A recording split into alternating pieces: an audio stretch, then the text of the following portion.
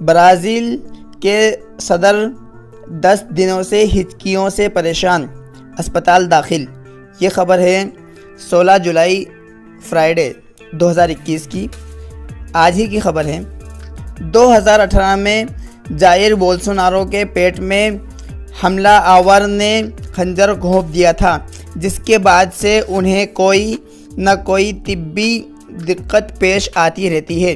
برازیلیا agency Brazil کے صدر جائر Bolsonaro کو گزشتہ 10 روز سے مسلسل ہچکیاں آ رہی ہیں، جس کی وجہ سے انہیں دقت پیش آ رہی ہے۔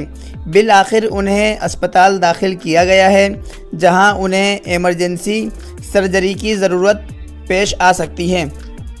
صدر جائر کی آنتوں میں ممکنہ رکاوٹ کی تصدیق کرنے کے لیے ٹیسٹ کیے جائیں گے۔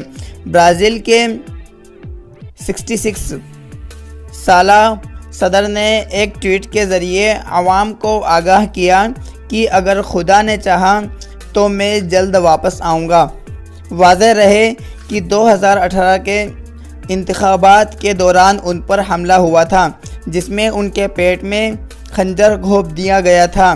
اس کے بعد سے برازیل کے صدر کی صحت سے متعلق تشویش پائی جاتی رہی ہے۔ 2018 کے حملے میں ان کے جسم کا 40% خون بہہ گیا تھا، جس کے بعد سے اب تک ان کے متعدد آپریشن ہو چکے ہیں۔ اردو سیکھنے کے لیے ہمارے چینل کو ضرور سبسکرائب کریں۔